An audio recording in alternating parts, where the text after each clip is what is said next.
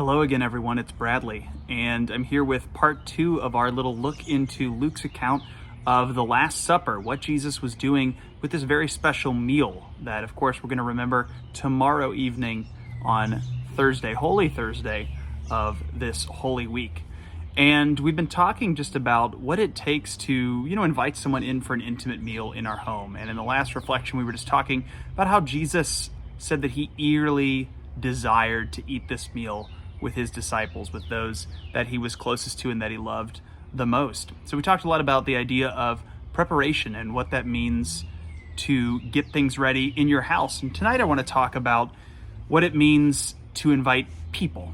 So we talked about getting things ready. Let's talk about people. Who are the right people to invite? Well, if we look again at Jesus's life and the account of the Last Supper in Luke's gospel, we're presented with some interesting characters. Jesus invites the one who's going to betray him to dinner, into his inner circle, into this intimate meal. He invites someone who's going to deny him after the cock crows 3 times, St. Peter. He invites people that he loves, that he cares about, but that he knows are flawed. And in a beautiful way, Jesus invites all of us, despite our flaws and our foibles and the things that sometimes we get really critical about when we look at ourselves, and maybe those are the only things we can really judge ourselves on. Maybe you define yourself by this failing or this sin you fall into, whatever.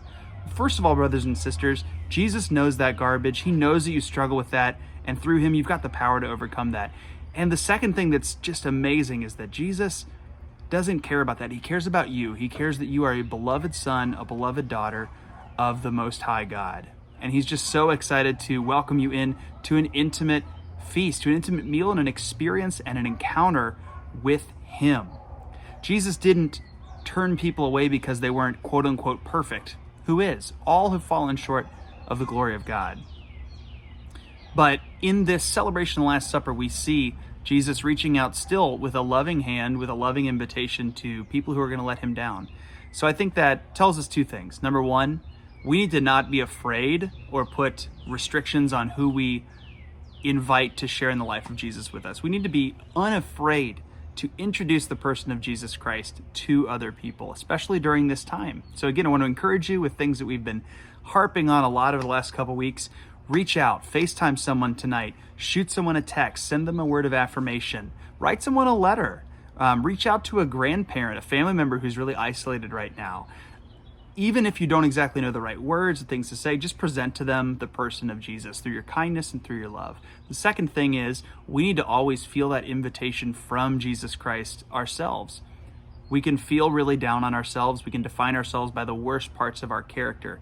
Jesus does not look at us and see our sin. Jesus looks at us and sees someone worth dying for, someone worthy to be invited to the wedding feast, to the intimate meal that he's inviting all of us to.